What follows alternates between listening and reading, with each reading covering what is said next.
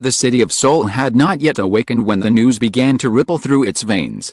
It started with a single whisper on social media, an unconfirmed post. A blurry image of a woman in white stepping out of a limousine. Within minutes, the silence of dawn shattered.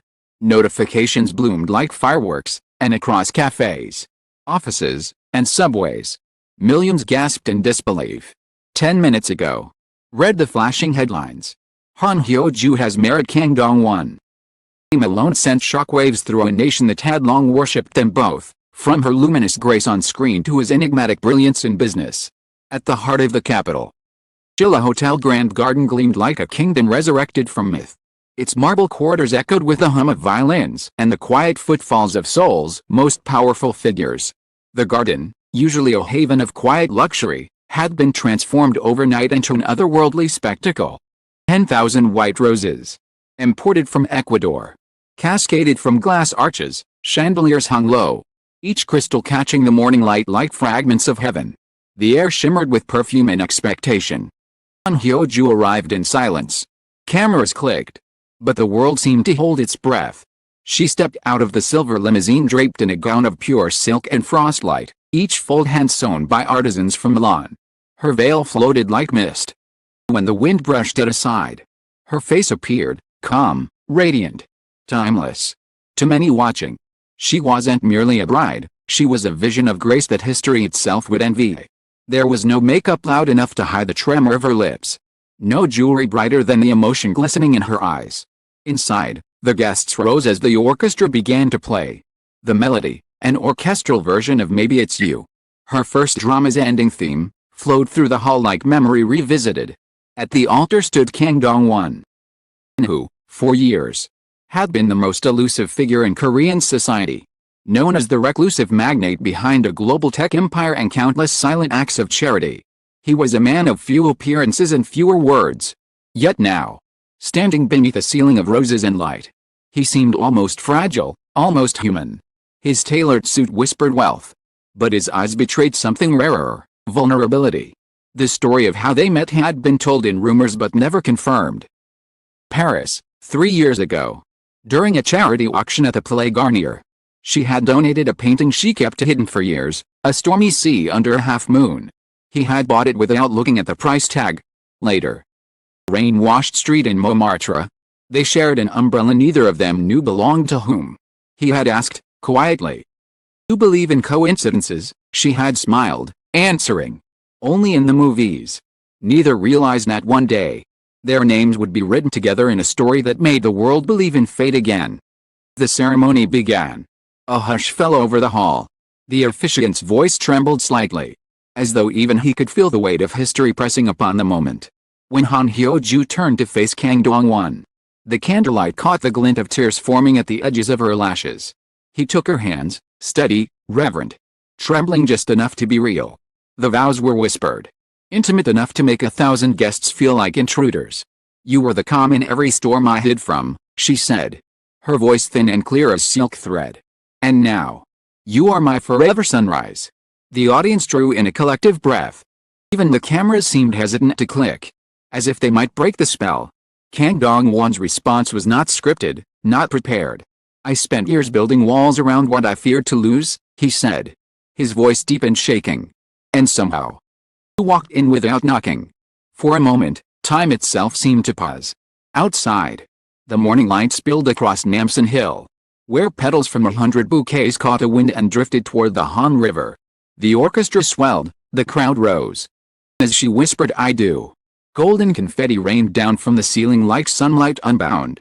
Reporters, hidden beyond the gates, described it as the wedding that stopped Seoul's heartbeat.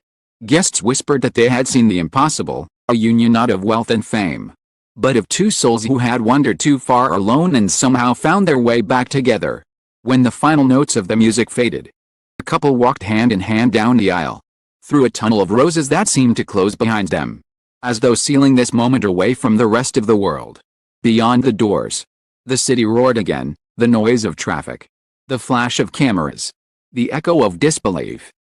Inside the Shilla garden, the silence lingered, soft and sacred. The world outside could only guess what came next. But for those 10 minutes, the briefest, This 10 minutes of Seoul's morning, it felt as though love itself had become breaking news. Evening descended over Seoul with a grace that felt rehearsed by heaven itself. The golden skies dissolved into deep violet. The lights of the Shilla Hotel Grand Ballroom came alive like constellations reborn. Outside, hundreds of onlookers still crowded the gates, their faces illuminated by phone screens, their voices hushed by awe. Inside, however, the world was suspended in another realm, a place where elegance met emotion, and where two souls danced in defiance of time. The ballroom was unrecognizable. Every inch glowed with candlelight reflected through crystal glass. The scent of jasmine weaving through the air like memory. The sound of soft violins merged with a murmur of guests as the newlyweds entered. Han Hyo-joo had changed into a second gown, sapphire silk embroidered with starlight, its train whispering across the marble floor like moonlight on water. Kang Dong-won, standing beside her. Same composed expression. But his eyes betrayed a gentler world within, one that existed only when she looked at him. Their first dance began not with applause, but silence. The orchestra's strings trembled to life, carrying a melody that felt too fragile for words. They moved together. The crowd seemed to fade away, leaving only the rhythm of two hearts rediscovering each other. She rested her head against his shoulder, her lips curved in a faint, knowing smile. Around them, lights dimmed until only a single spotlight bathed them in silver. When the music ended, the audience exhaled as one, realizing they had been holding their breath. The reception unfolded like a dream too vivid to end. Crystal glasses chimed. Laughter mingled with quiet tears, and cameras captured moments that words could not. Every table bore a handwritten note from the couple, thanking each guest for believing in love when the world doubted it.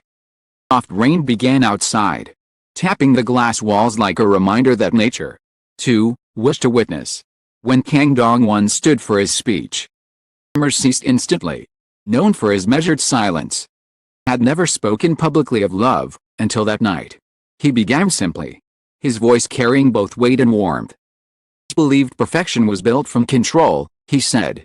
But love is what happens when we let go. A ripple of emotion spread through the hall. Cameras flashed, yet even their light seemed gentler. Reverence had replaced curiosity. He turned toward Han Hyo-joo and added softly, I built empires with logic, but she taught me how to build a home with heart. Then came the surprise no one expected. Dessert was served, a cascade of champagne and sugar roses. The lights dimmed once more.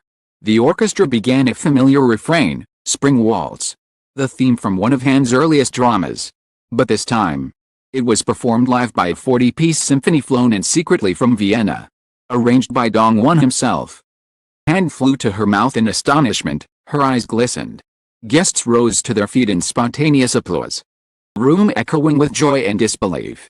Behind the scenes, whispers told of details that would never make headlines. The secret handwritten note hidden in her bouquet, found by her maid of honor. For every life I might have lived, I'd still find you. Spoke of how he had flown alone to Jeju a month before the wedding to plant a grove of camellias, her favorite flower, as a symbol of their beginning. There was also the rumor of an anonymous guest, a mentor who had once introduced them years ago and disappeared quietly after the ceremony, leaving only a white handkerchief on his chair. Midnight arrived as the final chords faded. The doors to the terrace opened, revealing the Han River glittering in the distance. Fireworks burst across the sky, gold, violet, and white, painting their reflections on the water below. The guests poured outside, their cheers blending with the sound of the city's heartbeat. The newlyweds stepped into the cool night air, wrapped in the glow of thousands of lights. They made their exit. Han Hyo-joo turned toward the crowd, bouquet trembling in her hand. Instead of throwing it toward the guests, she walked to the edge of the terrace where a young girl, perhaps no older than 10, stood behind the glass fence, watching with wide eyes. Without hesitation, he leaned forward and handed the bouquet to her through the rails. She whispered, "You'll have your own story too." Cameras flashed. No photograph could truly capture the tenderness of that moment. Minutes later, they stepped into a vintage white Rolls-Royce, a 1960s model once owned by an old European royal family. The engine hummed softly as they departed, swirling in their wake. Inside, sat in silence, their fingers intertwined. The city outside blurred into streaks of gold and rain, and somewhere between the flickering lights, She turned to him and said quietly, "It feels unreal." Smiled faintly. "Then let's never wake up." By dawn, the headlines had multiplied. The wedding of the century. A love beyond fame. Seoul became a poem, across the world. Images of the event flooded every screen, the roses, the lights, the vows that felt like verses. But beyond the spectacle, something deeper lingered.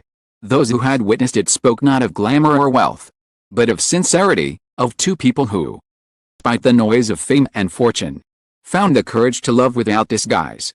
As the morning sun rose over Namsan once more, the Shilla garden lay empty again. Chairs were gone, the roses wilted, and yet the air seemed to shimmer with something unseen. A few stray petals drifted across the marble floor, catching the first light of dawn. And in that fleeting silence, after the world had moved on, it felt as though love itself was still there, whispering through the breeze, promising that some moments, no matter how brief, can echo forever.